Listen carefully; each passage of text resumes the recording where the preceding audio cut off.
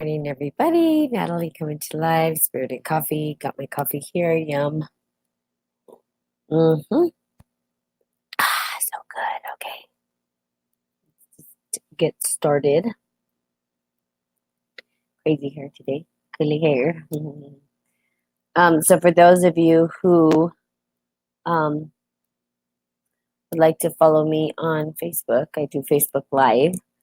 Um, so today, we'll get into the book a little bit. I know that we talked about yesterday the fire in the head as bringing and magnetizing the fire in the belly and transmuting the energy and synergy between the two.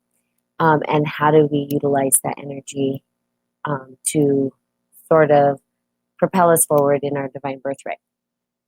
And I love the word divine birthright because that's amazing, right? Good morning, Sudesh. How are you? Thank you for joining.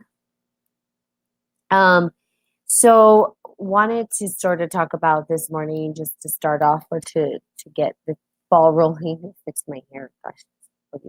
Okay. Is organization and the importance of staying organized and being organized. And I want to talk about it because it came to my head because what happened is I um, sort of dropped a big pot of stew on the floor. And had I not been organized with my life, it probably would have thrown me for a tizzy, right? But it's not. I prep my food, I prep all of the things that I have to do. So it didn't set me back in time the way that it would maybe most if people are not organized. I know where my things are, I know how to find my things, everything's in its rightful place. I went to go get my microphone and I thought, oh my God, I always put it in the same place. It's not there. And of course it was there. So again, it's the ability to stay organized, right, in your space, and it's a practice, and it takes time, and it's not easy sometimes, and things get chaotic. But when we're in the chaos, sometimes it what it does is it stops our energy, it blocks our energy, it doesn't allow us to actually do things. So being organized in your space is such a critical thing to do for your life and making sure that everything has its proper home. And so so I was able to just sort of put everything together. But I mean, I dropped an entire pot of stew. So I was like, oh gosh, really? And at first, good morning, Doreen. I was like, oh, this is like, is it gonna, but it didn't ruin my day, right? You can't let something so small ruin your day. And I think that's what happens. Good morning, those on Podbean. Good morning, Tina. And so again, bye. We say bye to the mama. You want to say something? Bye. God bless you, everybody. Have a good day. Have a good day. That's a little mama. She gotta go. She gotta go. Gotta go. Gotta go. Gotta go. Go. Go. Okay. So being organized, super important. Also, I love my Nespresso machine. Okay, it's pretty amazing machine. Mm, I have good coffee, and we are so blessed. So for those out there that are wanting to give thanks to their life, I think this is now a good time to give thanks for the things that we do have. So if you're in a warm, so if it's cold outside where you live and you're in a warm, cozy house right now, give thanks. Be thankful that you have a warm place to be. If you're, I don't know, whatever it is, you have yummy food to eat, or that whatever it is in your life right now that you feel blessed about, just give thanks for that. Feeling thankful for all of the things that I have in my life, and I've experienced amazing things, and having gratitude. Okay. Um, so there you go. Just be organized or don't. Your life is going to be easier, and your time is going to be shortened if something were to arise. In other words, if you're organized and then something major happens, like stew gets thrown on the floor, which happened, then you're not actually, your whole day is not thrown off, because you can pick up the mess and you know where the rightful place of everything else is, and that's okay because this small mass, and you could think about this in your life, right, from a practical standpoint. um, I am thankful. Also, we have someone online. Thank you, Chris, for uh, coming in.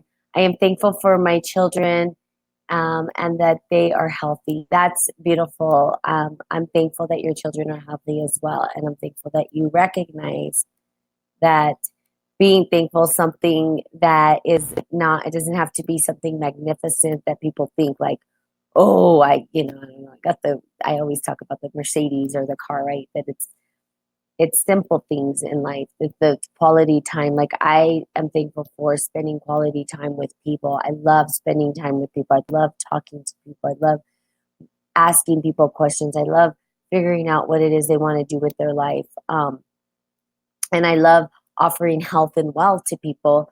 Hi, I'm listening here from the Philippines. Hello, Will, from the Philippines. How are you? So we have individuals that show up on Podbean, and I love the engagement. So you guys know, I'm trying to get more people to come on and engage from their perspective. Like, I will be having Lisa, my friend, come on. I'll be promoting it a little bit, but we're going to do a special edition with our special series with Lisa, who's a life coach, and she's amazing, and she has insight in her own personal way. And, just bringing people on a little at a time and trying to figure out how do we leave our special gifts to the universe and to the world, and how do I support others in being able to articulate or communicate what it is for them as well. And so I'm excited about that. Okay, so let's get reading. I want to read from the book, and I know that I spent a lot of time on a particular sentence, talked about, good morning, Victoria, about how the fire energy that we utilize, that we rise it up to the head, and when we put it in the head, um, we sort of start to create war within ourselves and others, and um, so in order to dissolve that, we have to have the emotion come in, and emotions are all of the water energy, the energy of water that sort of fizzles out the fire, right? It allows us to put the fire in the belly where the divine will lives. So the divine will exists within the gut, and the gut allows us to move forward. Okay. So now, if Don Miguel Ruiz ever hears this podcast and wants to come on as a guest to explain this particular sentence to me, that would be amazing. But I don't know if that would ever happen. And who knows, maybe it will. I would love to. I'd love to figure out exactly what that sentence is trying to say. But I will tell you that if I lived by this sentence being true, fire is generated by emotion that come from fear, I would not be wired properly. Fire isn't generated from fear. Fire is generated from the divine will and ego. Now, part of it is fear. Okay.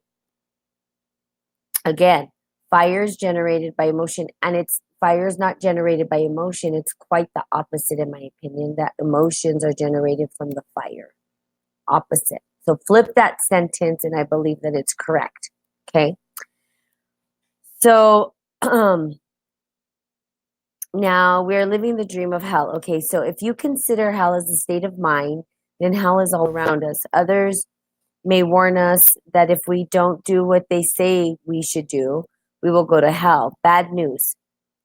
Okay, we are already in hell, including people who tell us that. No human can condemn another to hell because we are already there. Um, Others can put us into a deeper hell, true, but only if we allow this to happen. Now, we talk about hell, and so let's talk about hell just a bit. What does that even mean, the word hell? What does that mean? Life is suffering. Yes, there you go. Perfect, Chris. Perfect timing. You're reading my mind. You're taking the thoughts out of my head. Okay. Yes, hell is suffering. It's the suffering that we experience, right? Um, but we are stronger than the suffering. Yes, and we are stronger, and that is what allows us to maneuver forward, right? Some people feel like they're not strong enough, however, and I think the majority of the population doesn't feel like they're strong enough. The biggest piece that I've noticed just in talking to other people is the connection to understanding that people don't feel like they can get through the suffering, and that people's mindset and the internal conversation is quite different than maybe the way that I'm wired. And this has been the reason why it's so hard for me to touch people sometimes, because I don't understand the psyche, and I don't claim to understand the psyche of people who have the internal voice that says they're not enough, that they're not worthy, that they don't matter, that they're ugly, that they're fat, that they're this, that they're that. And so I'm understanding that people have these conversations in their head, and maybe they're not sure where it comes from, but that suffering, that conversation in your head, that little voice that's telling you these things that make you feel diminished or not enough, is the personal hell that we're talking about. Now, here's the deal. Do I experience that? Sometimes, but no. And I know that my disconnect to really being able to teach is that particular piece, that the people that, not saying that I don't experience suffering, it's just my internal dialogue is quite different. That is the difference. Yeah, how do you stay so positive? How do you stay so optimistic? I don't understand how people don't stay optimistic and positive. Well, now I do. And I understand that it is, like you said, the suffering, right? That you said, and that we're stronger than the suffering, but most people don't feel like it. Okay. They don't feel like they can. I've had so many friends who couldn't get past the pain, who have passed away. People that matter to me. People that I was like, you're amazing. How come you can't see it? Good morning, Iris. How do you not see it? Well, I don't understand where the disconnect is, right? I couldn't understand it. I'm like, I know you're amazing. How do you not know you're amazing? I don't get it. And sometimes my ability to see the greatness in others is too much for them, because I see it and I'm like, you could totally do this. And then it becomes too much because internally they have this suffering, right? Let's see. People are nihilistic. Is that because they lack true meaning?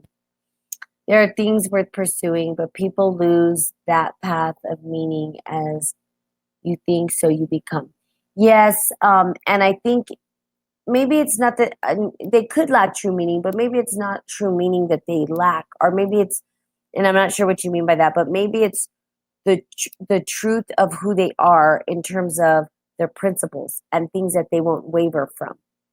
Okay, so I understand, and sometimes when I read this, I try to interpret what you're saying.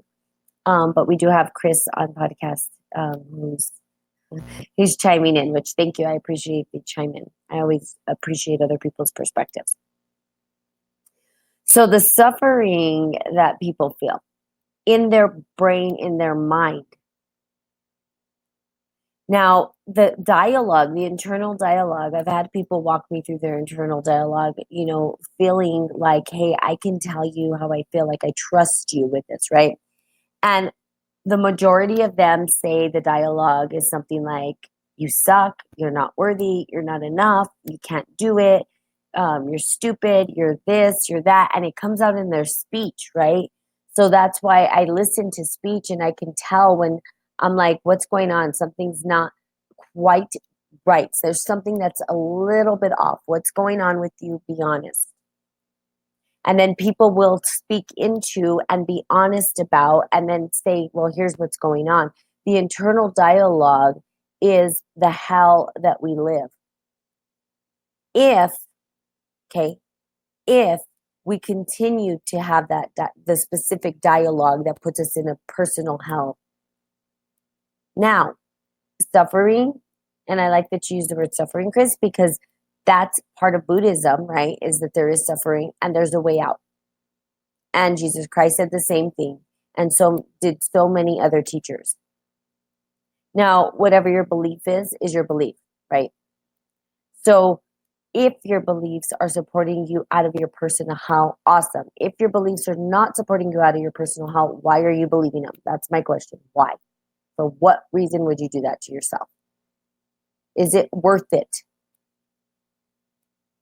Is it worth it to believe you're not enough? Is it worth it to believe that everything you do is a sin and you're a piece of whatever? I don't know what, and I would assume that 99% of the population has these conversations going through their head. And that maybe 1% thinks differently. I don't know. You guys have to tell me. What is the internal dialogue? Now, if you don't share on here, that's fine. You don't have to, because it's a vulnerable state and it's a practice. To be vulnerable is a practice. For me to get on here is a practice of what? Vulnerability, authenticity. I put everything out on the field and I tell you everything going on in my life. Why? Because I live by the practices.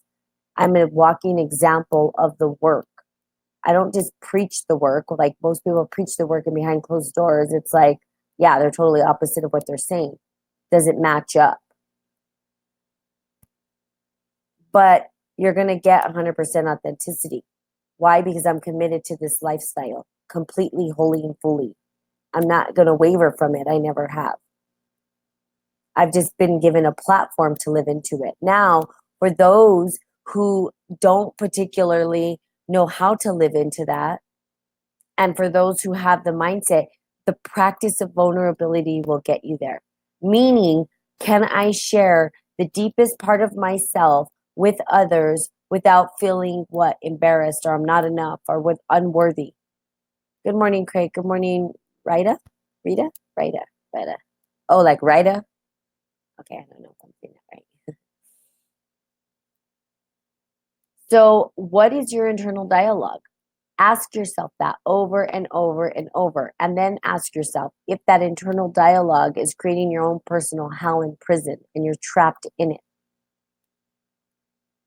Now, so you said people are nihilistic because they lack true meaning. Okay, so I want to pick apart what Chris is saying. Now, lacking true meaning. Now, for me, I'm going to talk about what true meaning is. Okay, for me, it means stepping into your authentic truth. I've talked about this over and over and over again. Authentic truth is what is true for you, not what is true for the world. What is true for you? Now, your small true, which is a small t, we're going to put a small t on it, is not the truth. So here's where people get the disconnect. When they have an illumination, they're like, aha, I got the truth. Yeah, that's your truth. But they go around as though it's the one truth, and then they start to force upon that truth upon others, but really it's not the truth for everybody else. Now, we all have our own way of seeing the world. We all have our own divine birthright. I say this, we all have our own fingerprint to put on the world. So truth is you being able to get clear on the language that you want to use to describe the experience that you're having in this world. It's very simple, but not so simple, because I've talked about this. Words create.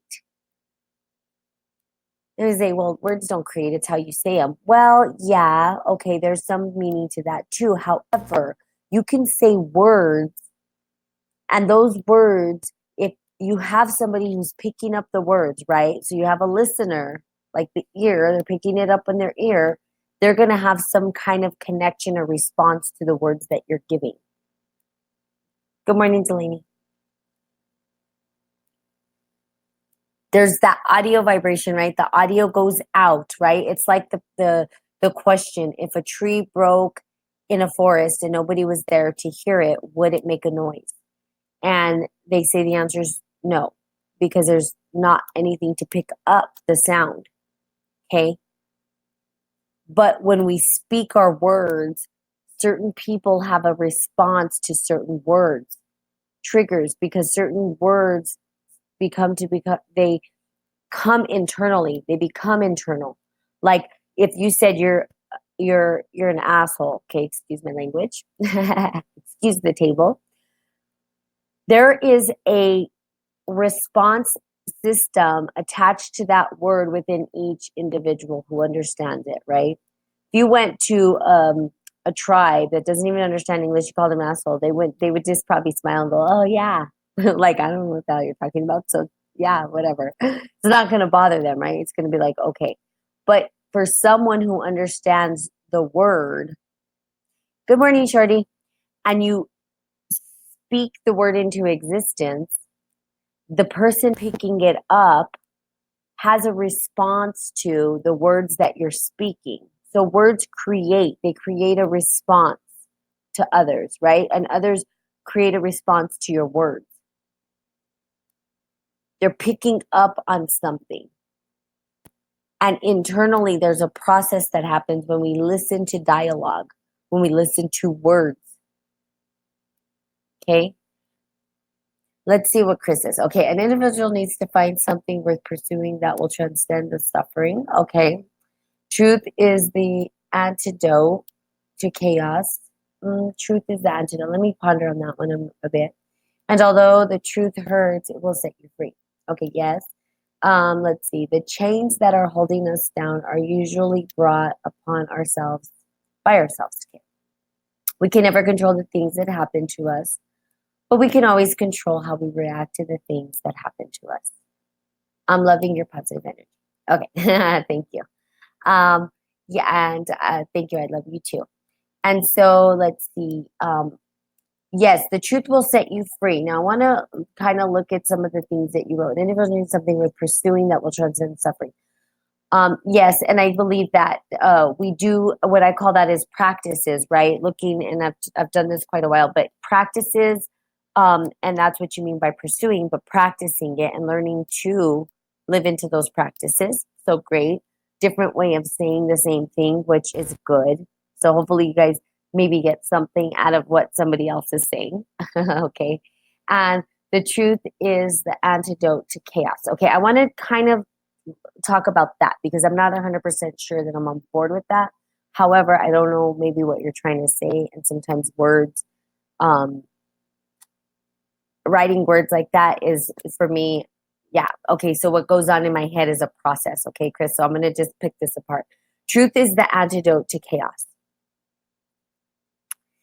Okay, I'm going to just speak to you about chaos, Chris, and it's good. I'm glad that Chris is actually igniting a conversation that I can speak into because it helps, right, when I hear from other people. Now, chaos itself, I don't know that it's truth that is the antidote to chaos. I wouldn't necessarily say truth because who has the truth? That would be my question. What is truth? And how can we truly define truth? Now, we have our own personal truth. Good morning, Justin. But our personal truth would be the tiny t, right? The small t. The big T for me, this is a belief system, is that there is only love. Okay. So love might be the antidote. But I don't even know that we need an antidote to chaos. Chaos is such a beautiful thing that we don't even understand. And I think that's partially what happens within our society. So let's take a look at chaos. And I've talked about chaos before. Chaos is the feminine principle. It's the sacred feminine. Now, what's the opposite of the sacred feminine is the sacred masculine, which is focus and structure. So I don't know that we need an antidote to chaos. Rather, okay, so antidote wouldn't be the word I necessarily would use. I'm not saying that you're incorrect in your thought process, just speaking from my understanding. It's not the antidote. Truth is the understanding of chaos. Wouldn't be an antidote, but maybe an understanding of how to utilize that particular energy. So truth itself, within truth exists the divine feminine and masculine, which does exist chaos. Otherwise, chaos wouldn't exist, but it does. And why does it exist? What is chaos? So understanding what chaos is critical. So chaos itself devours. Chaos is the divine feminine. Chaos is the shadow side of the divine feminine. Now, do we need an antidote for it? I wouldn't say an antidote. I would say that we get to learn how to utilize it to propel us forward in a meaningful way.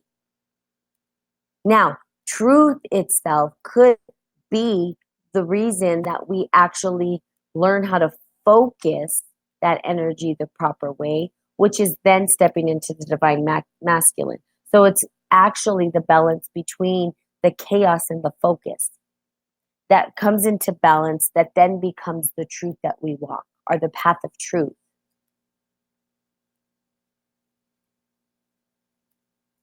So I don't necessarily think we need an antidote to chaos, and I think that we've been sort of programmed that way, that chaos is a bad thing, and it's not. And I'll just let you know, Chris, I don't know, um thank you for engaging. I totally appreciate it. That I'm a spiritual alchemist. And what does that mean? That means that we don't deny anything that is given to us. So when we say we want an antidote for chaos, what we're saying is we want to get rid of it. That's what I hear. I'm not saying it's what you're saying. I'm just saying in the word antidote, that's what I hear.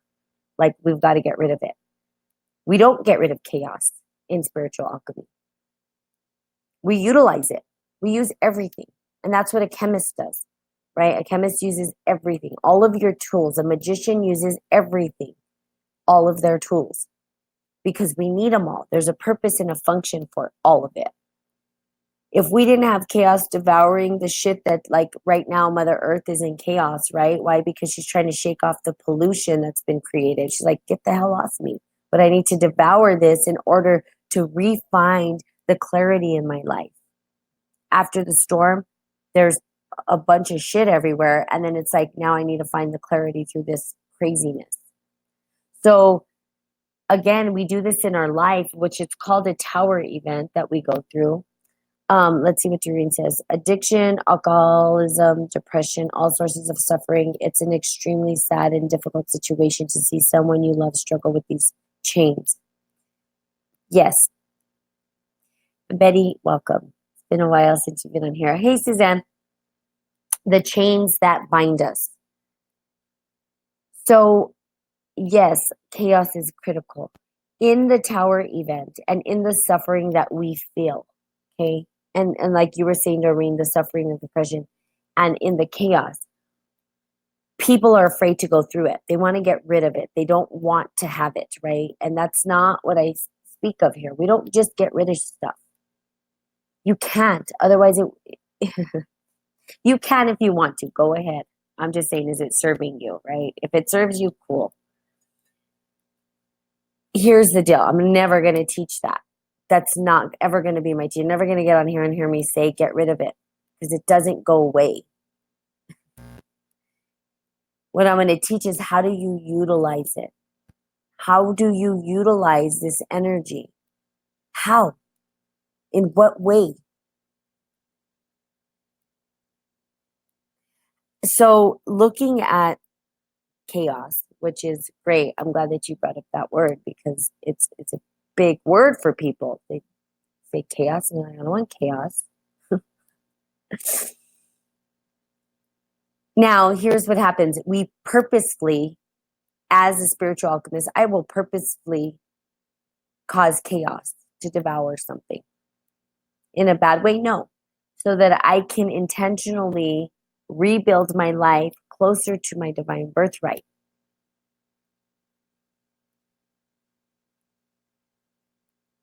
Okay, so he has a response. Yeah, Chris, I know it's really hard to get what you're saying in messages. But let's see.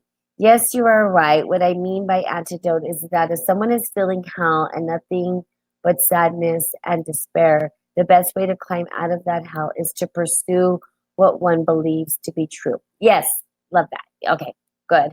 Without meaning and truth, people become spiteful and bitter, and the bitterness bleeds into the people around them. Yes, life is not meaningless, but when someone lacks meaning and truth, their lives, they will be with nothing but chaos, which leads to suicide, depression, anxiety. It's important for people to know their way out of the suffering. Yes, and I don't know that suffering is chaos. I think that's this clarifies. Yes, it does. Thanks, Chris. but that's the thing. I don't believe that suffering is chaos. That's what I'm saying. I'm saying that we've been taught that it is. And there's that fear of actually going through it because we've been labeling it as though if it's chaos is the struggle. So how do we utilize it? And I think that's the biggest piece is we've never been taught how to use chaos in a meaningful way. So thank you, because it's helping me articulate what I'm trying to say as well. That chaos itself, right? Chaos, we have the ability to use this as our ally and the greatest force that we have. Now, how? We want to get to a point, or we eventually get to a point, good morning, Robert, good morning, Belle, to a point where what? We utilize the chaos to drive us a little bit further along in our path. We don't get taught this. Why don't we get taught this? Because we've shut down the divine feminine. The sacred feminine has been shut down. And that is the shadow side of the divine feminine. But we need the shadow side, just like we need the shadow side of the sacred masculine. Now, the intention of how you do it and the truth that you're talking about is that how we step into that truth is what's critical. Are we intentionally stepping into our truth to add value to the world, or what? To cause suffering back into the world? Like, I'm going to get back at you. Because the result is going to actually come out of that in some way.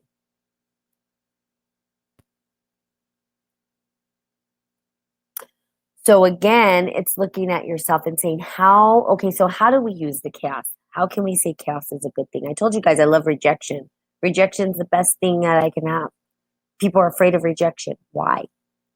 What if you learn to use rejection as a force to propel you forward?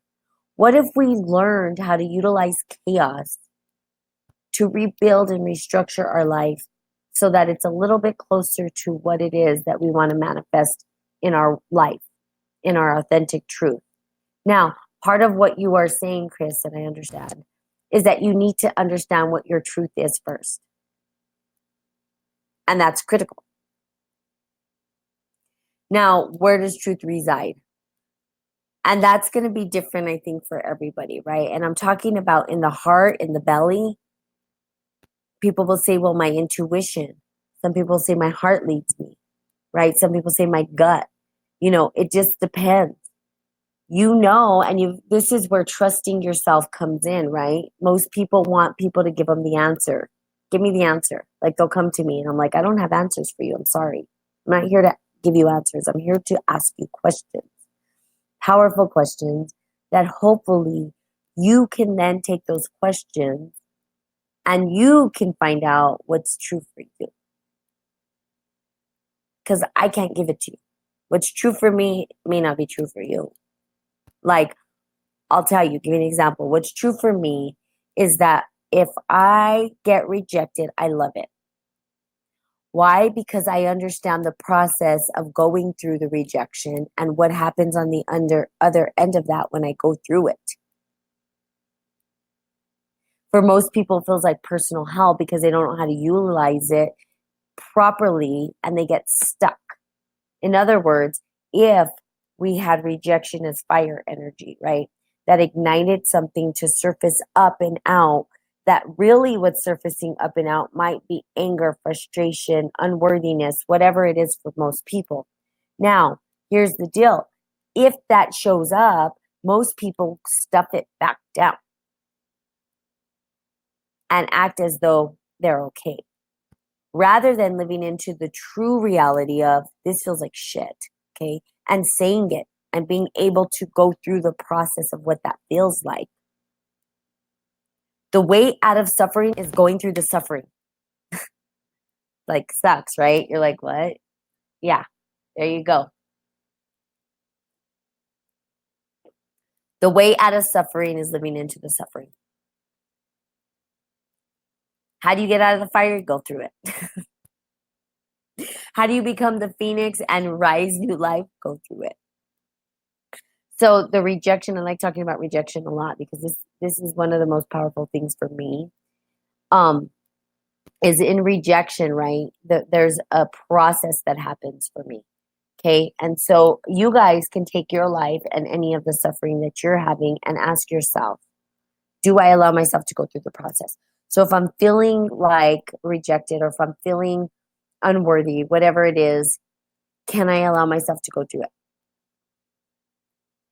And if it's no, then you got to ask yourself why. What is the fear? What is the worst thing that can happen if you go through it? Then, if you say, okay, I'm ready to go through it, then you start to understand how to utilize that power, that energy in a different way.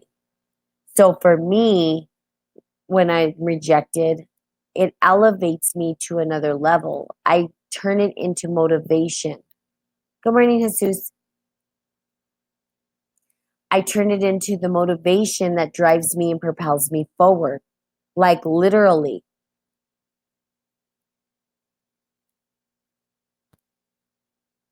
I change it into something different. And then I get that energy and I refocus it. And it's so powerful because those feelings, hi, mama. My mama's on here. Those feelings are so powerful that they allow us to move forward, right? An engine, all these things are hot, right? Nuclear fusion, when you talk about all this stuff, they're heating things up, particles. When the pot boils, what is it doing? They're using what? Friction.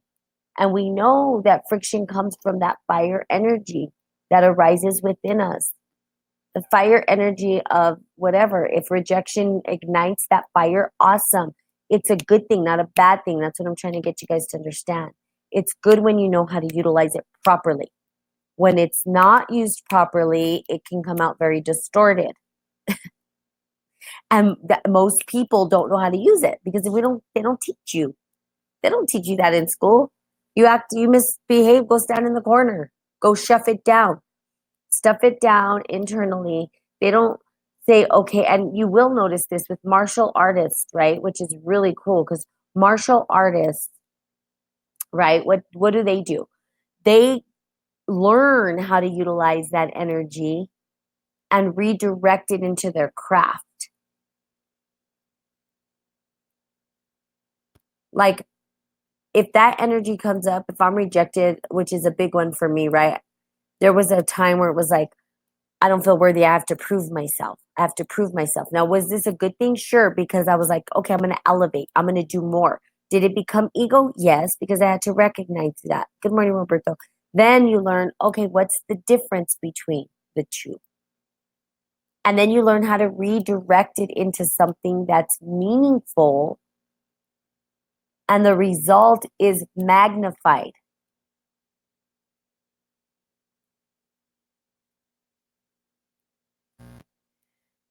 Okay, let's see what Chris says. Okay, because in the suffering is where the phoenix transformation happens. With every bit of hell one survives, there is nothing but growth on the other side, and now a better version of yourself. Beautiful. Yes, thank you, Chris. Um, good morning, IS Hogwarts student. Hogwarts student, like it. What is the topic? So the topic is whatever comes out of my mouth. Um, I was actually talking about Chris's stuff and talking about fire energy still. I think we could stay on fire energy for the rest of our life. Good morning, Joseph. To try to understand how to utilize it. But talking about how do we come out of the chaos and the divine feminine and the sacred feminine, sacred masculine, and how chaos is a beautiful thing if we understand how to utilize it properly, is what I was talking about. And we got into the fire energy because chaos is the same thing. Chaos itself has the ability to break down structures and foundations. Now, think about that. Think about a hurricane or not a hurricane. Think about yeah, hurricane or an what is the other? A tornado, right? And the spirals, right? We know that ancient civilizations have always depicted they call it the Fibonacci, right? But it's really a spiral, and we see it in the cosmos, this pattern that continually goes. We see it when we let the water go down the drain, and we see the spiral. What does that spiral represent? It represents us going through a vortex, which is the chaos. But the vortex is what allows us to go through the darkness to get to the light. So you've got to go through the darkness. Now, chaos itself, if you see, there's an eye in the storm. Okay. And I'm going to talk about Storm, the actual character Storm. Okay. Now, Storm is a great character to try to understand how this works. Storm is the calm in the chaos, in the storm. She's the eye of the storm. So, really, the trick with chaos is to be able to be the one in the center while you drive the chaos around, but be the calm in the storm while the chaos is collapsing around you. That's the trick. How do you do that? Takes a lot of practice. Not easy. Trust me. Trust me. I have purposefully devoured my life.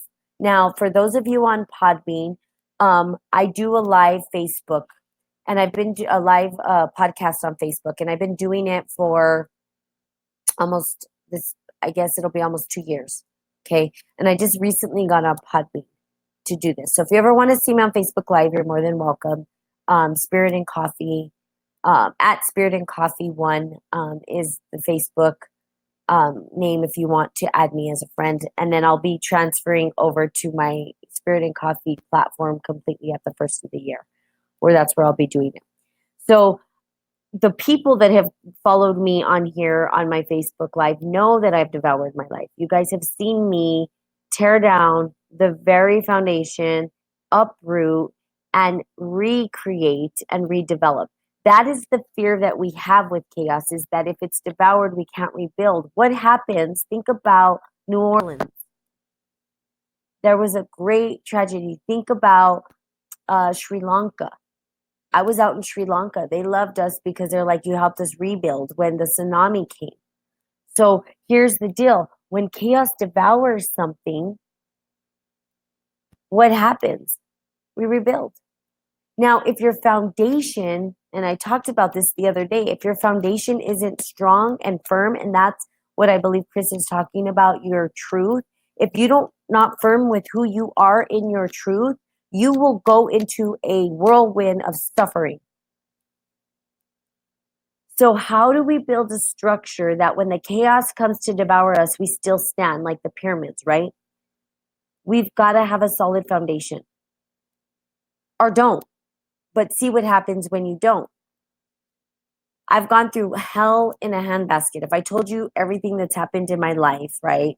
And everybody's life, because we all have shit, we all have suffering. And they're like, how do you're so optimistic still. How is it? And I'm like, because I know who I am. I'm firm and grounded in principle. I have set a foundation for my life. I'm like the pyramid. I don't give a shit. Come, put the chaos. Yes, please do. Devour it so that I can rebuild, because I do know how to rebuild. That is what Masonic principles talk about. When they talk about the Masons, that's what they're talking about. Masonic principles and the Masons started off as what? Architects. They understood how to do Masonic work. Masonic work is really building stuff. They were the great masterminds of building a craft, and then they put it into spiritual principle. Spiritual principle says what? Spiritual principle says, how do I build my life? How do I build a foundation that I know that if it's devoured, I can rebuild it? Because I have all the tools necessary to do that. That's really all they talk about in the lodges. I've never been to lodge, but I guarantee that's what it's about. That's what it's about. Why were they so successful? Because they understand. They understand how to live through the chaos. Now, it's become bastardized, and a lot of spiritual stuff becomes bastardized, and that's okay because we're human. We fall short of grace sometimes, and that's okay. So the trick for you is to identify when you're off the mark and say, how do I come back to the mark? Or don't. It's totally up to you. Again, what's going to serve you and your higher power?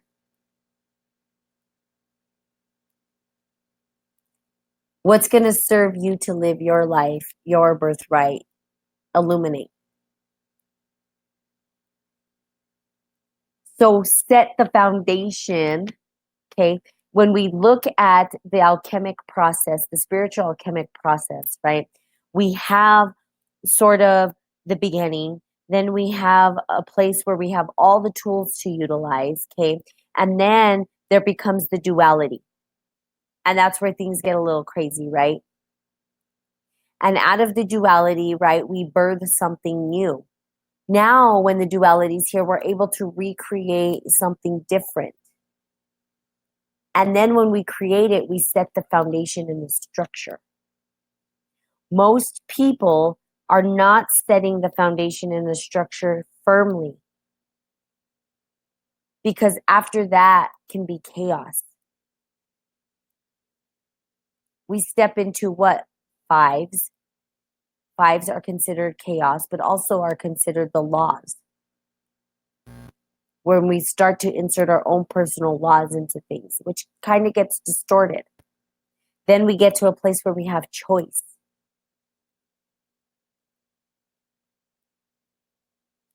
And then we get to move forward in that choice or not.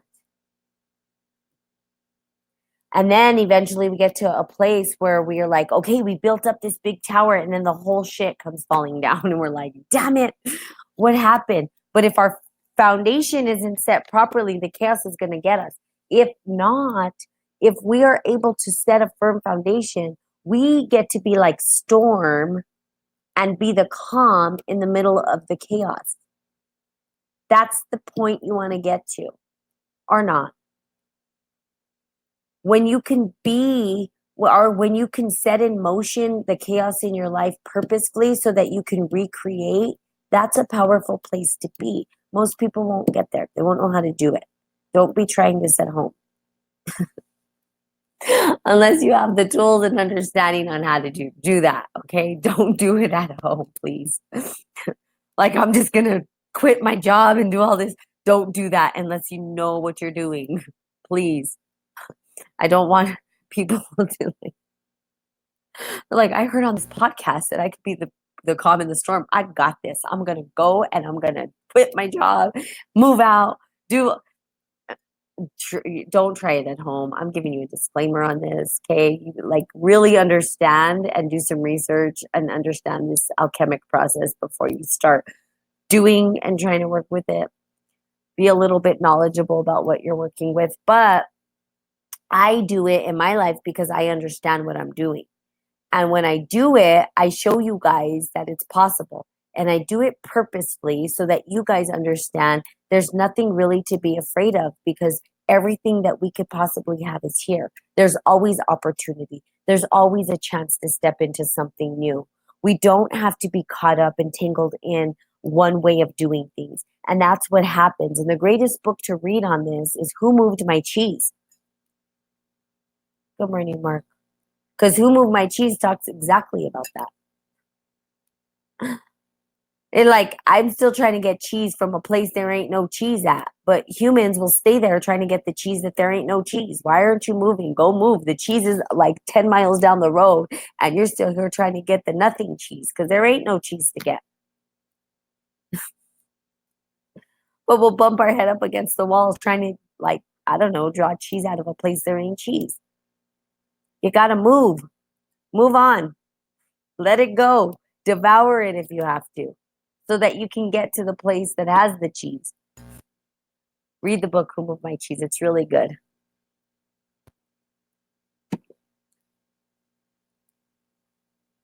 So again, and thank you, Chris. I don't know if you are still on here, but I do have my coffee is good.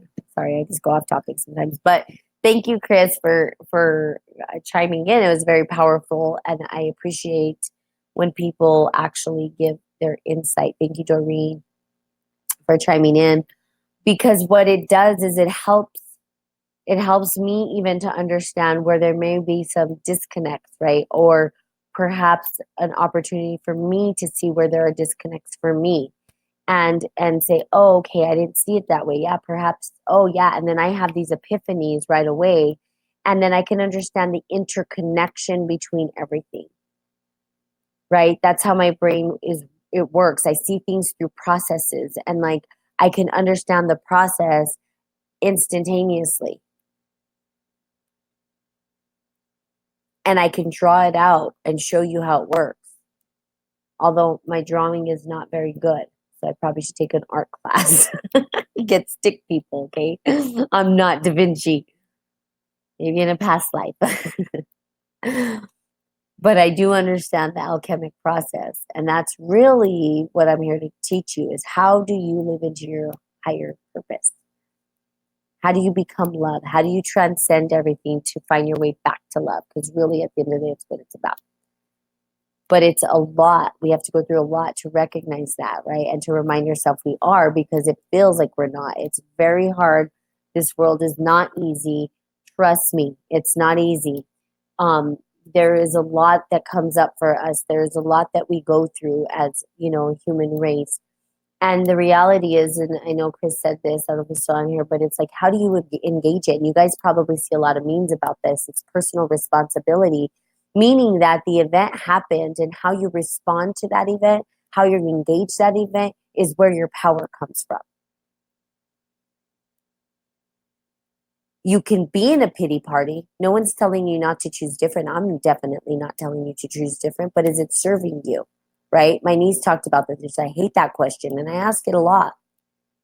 I only ask it because it's an opportunity to be really real with yourself because it might be serving you. And if it is, cool, fine.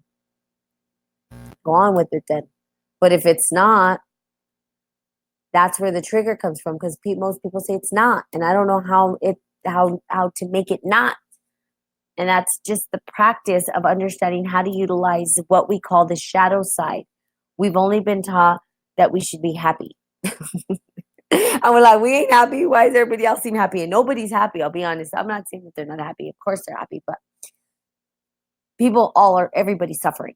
So for people to say they're not suffering is bullshit. I'm going to call the bullshit card on everybody. Everybody suffers. Welcome to the party. But there's a way out of it. And it's not easy. And most will not try to find a way out of that suffering. And that makes me suffer in some way because it makes me sad. I want you guys to feel good and live your best life. I want everybody to live their best life, okay? Literally, like I mean this from the depths of my soul. Hey, hi, Harpreet. You're a new one. Thank you for joining the podcast. There's a bunch of podcasts you can listen to. I talk a lot. Right, Mom? My mom's on here. I also do a Facebook Live if you're interested in being my friend. You could just go on to at Spirit and Coffee 1 is the Facebook if you want to. And also at Spirit and Coffee Talk to join the Facebook Spirit and Coffee family, which I'm going to go to that platform eventually. And then I will be doing Spirit and Coffee on there and eventually get my website up and stuff. I'm working on a few things. It takes some time, but it's God's timing. So I'm just going to allow myself to let God lead this because that's what I do. And it's a little bit at a time. So we've expanded to Spotify and to Podbean. And now we get to, I don't know, we're going to go on a new journey together. So I highly appreciate those who show up consistently. And I thank you, not because you're showing up for me, but because you're showing up for yourself, because that's what this is about. And I say it over and over and over again. It's not about me, it's about you. You're choosing you, right? Because you're looking for something or a way to support yourself through whatever it is that you're going through. And that's what this is designed to do, at least help you get a little closer to that. Also, I'm going to be putting together a 6-week curriculum. That 6-week curriculum, you can get online, and it's going to be a while. I don't know when it's going to be up, but I just want to give it out there. Good morning, Auntie Christine, and let you guys know that the curriculum will come out eventually. And you guys, and really what it is, it's going to be an opportunity for you to practice the work, right? Because I say go practice, and maybe you turn the podcast off and you're like, okay, yeah, I'm practicing, and you forget, right? You just go on through your daily life. But the reality is, really, truly desire and want to support you guys into the practices. That's what gets to happen. You can't just talk about this shit. You got to do it.